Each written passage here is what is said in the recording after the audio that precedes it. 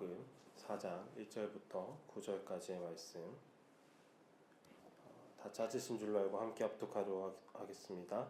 예수께서 다시 바닷가에서 가르치시니 큰 무리가 모여들거늘 예수께서 바다에 떠 있는 배에 올라앉으시고 온 무리는 바닷가 육지에 있더라. 예수께서 여러 가지 비유로 가르치시니 그 가르치시는 중에 그들에게 이르시되 들으라. 씨를 뿌리는 자가 뿌리러 나가서 뿌릴새 더러는 길가에 떨어지매 새들이 와서 먹어버렸고 더러는 흙이 얕은 돌밭에 떨어지매 흙이 깊지 아니하므로 곧 싹이 나오나 해가 돋은 후에 타서 뿌리가 없으므로 말랐고 더러는 가시떨기에 떨어지매 가시가 자라 기운을 막음으로 결실하지 못하였고 더러는 좋은 땅에 떨어지매 자라 무성하여 결실하였으니 30배나 60배나 100배가 되었느니라 하시고 또 이르시되 들을 귀 있는 자는 들으라 하시니라. 아멘. 기도하시겠습니다. 오늘 본문의 예수님은 다시 바닷가에서 가르치기 시작하셨습니다. 수많은 사람들이 여전히 예수님을 따르고 있었고요. 수많은 사람들이 모였기 때문에 예수님께서는 바닷가에서 배를 띄우고 배에 올라 앉으셨습니다. 사람들은 바닷가의 선을 따라서 줄지어 앉아 있습니다. 그리고 예수님은 그들을 향하여 여러 가지를 가르치셨습니다. 그 중에 씨 뿌린 자의 비유가 오늘 본문의 내용입니다. 사실 오늘 본문의 말씀은 많은 목사님들께서 그리고 성도님들께서 많이 접하였기 때문에 너무나도 익숙한 본문입니다. 오늘 저보다 더 설교를 잘 하실 수 있을 정도로 많이 들으신 분들도 계실 것입니다. 그러나 이 본문이 우리에게 가장 먼저 하는 말과 가장 마지막에 하는 말은 또 당부에서 하는 말은 들으라 라는 명령입니다. 아무리 우리에게 익숙한 본문이다 할지라도 그 말씀에 합당하게 반응할 수 있게끔 우리가 마음을 열어서 들을 수 있는 이 시간이 되면 좋겠습니다. 이 들으라고 시작한 이 본문은 그냥 귀로 듣고 끝내라는 것이 아닙니다. 마음에 새기라라는 것입니다. 듣고 있지 말라는 것입니다. 그리고 계속해서 들으라는 것이죠. 들으라는 명령으로 시작하는 이 구약의 본문이 또 생각나지 않습니까? 바로 이스라엘아 들으라 라고 시작하는 신명기 6장 본문 내용입니다. 제가 잠시 읽어드리도록 하겠습니다. 이스라엘아 들으라. 우리 하나님 여호와는 오직 유일한 여호와이시니 너는 마음을 다하고 뜻을 다하고 힘을 다하여 내 하나님 여호와를 사랑하라. 하나님께서 구약의 이스라엘 백성들에게 하고 싶으셨던 말씀이 이것이었던 것 같습니다. 마음을 다하고 뜻을 다하고 힘을 다해 하나님을 사랑하라. 그러니까 너희가 가나안 땅에 들어가서도 여전히 해야 할 것은 마음을 다하고 뜻을 다하고 힘을 다하여서 하나님을 사랑해야 한다라고 이것을 꼭 가르쳐주고 싶으셨던 것 같습니다. 그런데 구약시대 이스라엘 백성에게 이렇게 말씀하셨던 하나님께서 또 다시 한번 이스라엘 백성에게 그리고 오늘을 살아가는 우리에게 이 말씀을 하고 싶으신 것 같습니다. 오늘 본문과 그리고 신명기 말씀을 함께 조금 생각하면서 들으시면 좋을 것 같습니다. 첫 번째로 마음을 다하지 않는 사람은 길가에 떨어진 씨앗과 같습니다. 길가에 떨어진 씨앗과 같은 사람은 말씀은 들었지만은 말씀에 대한 관심이 전혀 없는 사람을 의미합니다. 마음이 딱딱하게 굳어 있어서 그 어떤 하나님의 말씀도 받아들이지 않는 상태입니다. 하나님의 말씀이 선포되어도 전혀 어떠한 것도 느끼지 않고 무감각한 것입니다. 때론 자신의 생각과 다르다 하여서 하나님의 말씀에 오히려 부정적인 반응을 보이기도 합니다. 마음을 다하여 하나님의 말씀을 받아들이지 않기 때문에 그 말씀이 마음에 스며들지 못하는 것입니다. 뿌려진 하나님의 말씀은 어떻게 될까요? 바로 새가 와서 주워 먹게 됩니다. 제가 사역을 하다 보니까 신앙적으로 많이 힘든 청년들의 공통점이 이거였었습니다. 무엇이냐면요, 예배드리는 시간을 너무 아까워한다는 것입니다. 하나님의 말씀을 여러 번 듣는 것이 그것을 이해하지 못한다는 것입니다. 아니 왜 자꾸 이 말씀을 들어야 하는 건데 하면서 저에게 이야기하는 경우가 있었습니다. 그들의 마음이 어떤 상태겠습니까? 하나님의 말씀을 받아들일 수 없는 딱딱한 상태라는 것입니다. 하나님의 말씀이 이 자리에서 선포되어도 조금도 심겨지지 않고 튕겨져 나가는 것입니다. 자신들의 생각과 다르면은 오히려 그 말씀에 대해서 반기를 드는 그런 상태. 이런 자들에게 뿌려진 말씀은 어떻게 되겠습니까? 아까 이야기한 것처럼 새들이 이제 와서 주워 먹는데 그 새들이 조금이라도 남길까요? 그 말씀을? 아닙니다. 오늘 말씀을 원어로 해석하니까요, 완전히 다 주워 먹는 것, 남김없이 다 주워 먹는다고 하더라고요. 모조리 꿀꺽 삼켜버리는 것입니다. 우리는 바쁜 일상을 살아가고 있습니다. 하루 만에 해결해야 하는 일들도 많고요. 그리고 우리가 결정해야 하는 것들도 많습니다. 그 중에서 우리가 무엇에 기준을 두고 살아가야 할까요? 우리가 끝까지 포기해야 할 그 기준은 무엇일까요? 바로 하나님의 말씀입니다.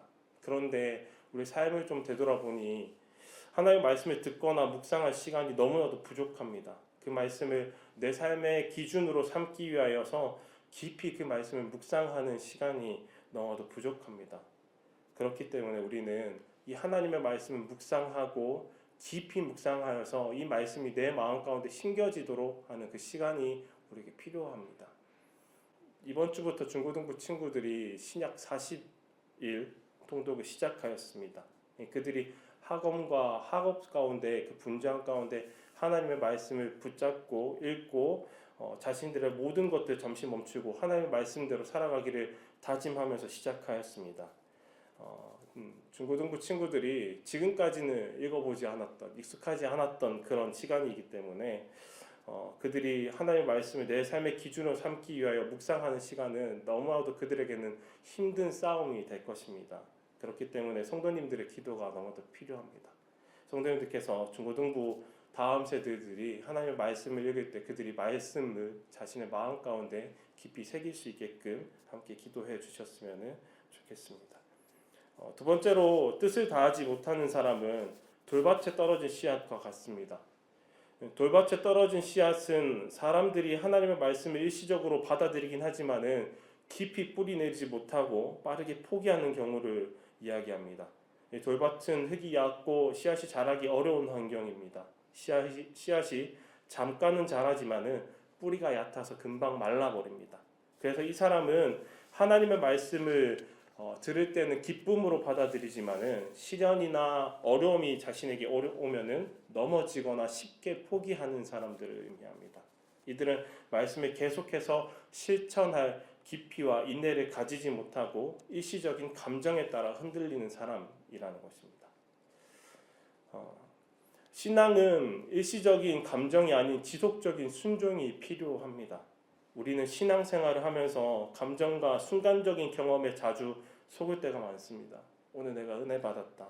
오늘 내 감정이 요동쳤다와 동일시 여기는 경우가 있습니다. 물론 그런 동요함이 우리에게도 필요하긴 합니다. 우리 열정을 불지피고 우리를 움직이게 하는 동력이 되기도 합니다. 하지만 그것은 우리를 하나님의 말씀에 의한 열매를 맺도록 하는 그런 지속적인 영양분을 공급하지 못합니다. 뜻을 다한다는 것은 나의 상황이, 나의 감정이, 나의 기분이 하나님의 말씀에 순종하지 못한 상황이다 할지라도 내가 의지적으로 하나님의 말씀을 이루겠다고 하나님의 말씀을 완강히 거부하는 자신을 질질 끌고서라도 순종하는 사람을 뜻하는 것입니다. 시련이 와도 어려움이 와도 하나님께 원망하지 아니하고 더욱 깊이 하나님께 뿌리 내리는 사람이 바로 그러한 사람들입니다. 복음서에서 계속해서 나타나는 두 집단이 있습니다. 한 집단은 예수님을 보며 환호하는 무리이고요. 한 집단은 제자들입니다. 두 집단의 공통점은요, 예수님을 보며 환호합니다. 그리고 소리를 지르고 두 손을 들어 환영하고 맞이합니다. 예수님을 뒤따라가는 그런 공통점이 있습니다. 그런데 이 두 집단의 차이점은 예수님의 말씀에 어떻게 반응하냐에 따라서 갈라지기 시작합니다. 무리는 예수님의 말씀이 내게 부딪혔을 때 그것이 내 삶과 반대된다, 내 생각과 맞지 않다면은 내 감정이 식었다면은 전적으로 그 말씀을 부정합니다. 거부합니다. 내게 필요한 주님의 말씀은 환호하며 받아들이지만은 잠깐의 고난과 잠깐의 시련이 닥친다면은 두 눈을 붉히며 반대하는 것입니다. 그러나 제자들은 어떻게 합니까? 주의 말씀에 대해서 갈등은 겪습니다. 마음속으로 갈등은 겪습니다. 하지만 그 자리를 떠나지는 않습니다. 여전히 예수님을 계속 뒤따르면서 자신과 씨름하다가 결국은 순종을 예수님께 내어드리는 것입니다. 순종하며 예수님께 뿌리 내리는 자들인 것입니다. 세 번째로 힘을 다하지 않는 사람은 가시떨기에 떨어진 씨앗과 같습니다. 가시떨기는 씨앗이 자라기도 전에 가시가 자라기 때문에 씨앗의 성장을 방해합니다. 그래서 이 사람들은 하나님의 말씀을 받아들이긴 하지만은 세상의 욕망이나 물질적인 욕망이나 걱정과 분주함에 마음이 빼앗겨서 하나님의 뜻을 따라 살아가지 못하는 사람들을 말합니다. 결국 하나님의 말씀이 그들 삶에서 열매 맺지 못하는 것입니다. 세상적인 욕망과 걱정에 마음을 빼앗기면은 그 씨앗이 당연히 자라지 못하겠죠. 오늘날 사람들은 물질적인 성공, 명예, 인기, 자녀 교육 등으로 여러 가지 세상적인 욕망과 걱정에 끊임없이 시달립니다. 제 주변의 전도사님들도 이 세상적인 욕망에 시달리는 전도사님들이 계시더라고요.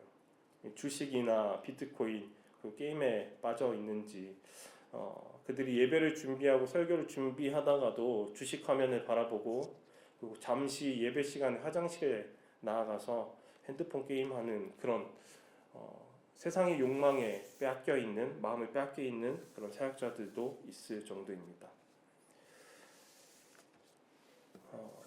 이들의 삶의 결과가 어떻겠습니까? 신앙의 결과가 어떻겠습니까? 하나님 말씀은 점점 희미해지고 멀어지는 것입니다.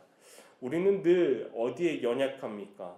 보이는 것, 특히 현대인들은 숫자에 연약해집니다. 치솟는 물가와 줄어드는 잔고는 우리를 근심과 염려하게 만듭니다.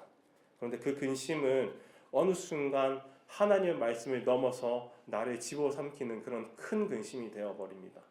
먹고 살아야 하는데 돈은 어떻게 구해야 합니까? 우리가 돈이 없다면은 먹고는 살아야 하기 때문에 빌려야 하는 경우도 있습니다.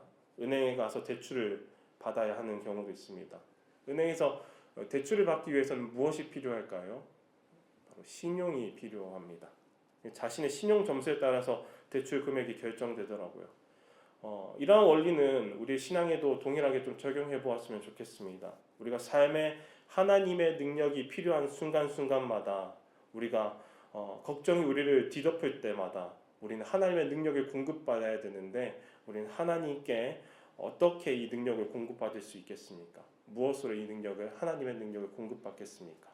바로 믿음으로 하나님의 능력을 대출받는 것입니다.